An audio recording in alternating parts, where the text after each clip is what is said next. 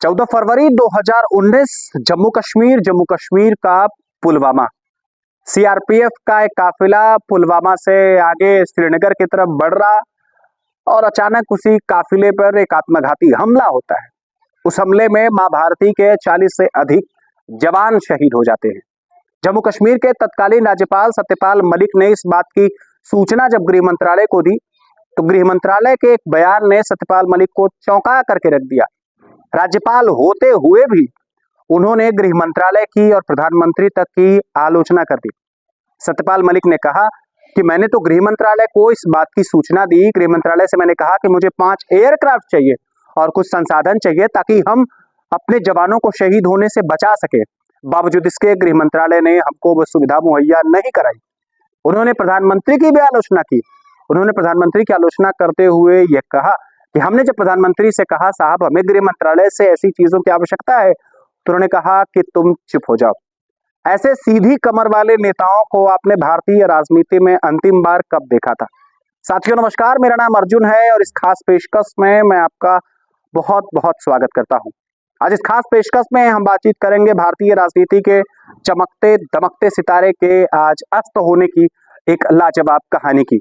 आज एक दस्तूर है, आज एक समय है सत्यपाल मलिक के बारे में चर्चा कर लेने का। कभी गोवा के राज्यपाल रहे, कभी पश्चिम बंगाल के राज्यपाल रहे, कभी जम्मू कश्मीर के राज्यपाल रहे, भारतीय जनता पार्टी से लेकर के राष्ट्रीय लोकदल, जन क्रांति पार्टी, समाजवादी पार्टी और न जाने कितने दलों से ताल्लुक रखने के बाद सत्यपाल मलिक आज भारतीय राजनीति के शिखर पुरुष माने जाते हैं। लेकिन आज इस खास पेशकश में हम उनकी बात इसलिए कर रहे हैं क्योंकि आज सत्यपाल मलिक ने अपनी अंतिम सांस ली। आज भारतीय राजनीति का एक सूरज अस्त हो गया।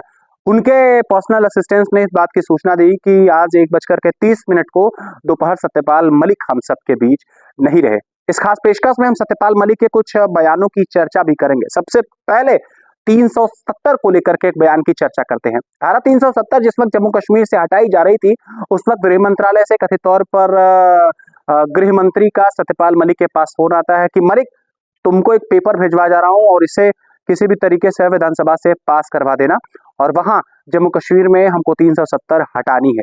आलोचना उन्होंने गृह मंत्री की भी कर दी।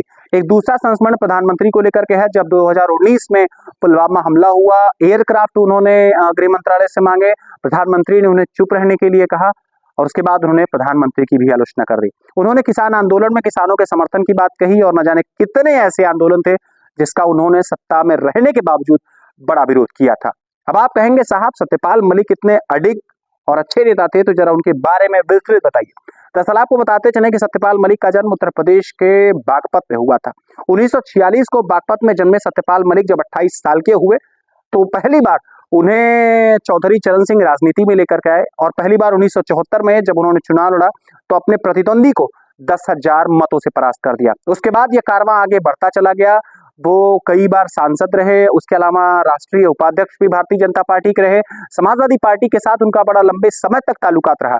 कई राज्यों के राज्यपाल रहने के बावजूद भी जिस तर्क पर, जिस आधार पर, जिस कसौटी पर उन्होंने सत्ताधारी दल की आलोचना की, जिस कसौटी पर उन्होंने राजनीतिक दलों का विरोध किया, वाकई वो काबिले तारीफ है। आज सत्यपाल मलिक हम सबके बीच नहीं है, लेकिन सत्ता में होने के बावजूद कैसे शासन सत्ता का विरोध वाजिब चीजों पर किया जा सकता है, कि सत्यपाल मलिक से हमें सीखने की जरूरत है। भारतीय राजनीति के इस अजात शत्रु को, इस देदीप्यमान नक्षत्र को मैं अंतिम श्रद्धांजलि ज्ञापित करता हूं। नमस्कार, जय हिंद।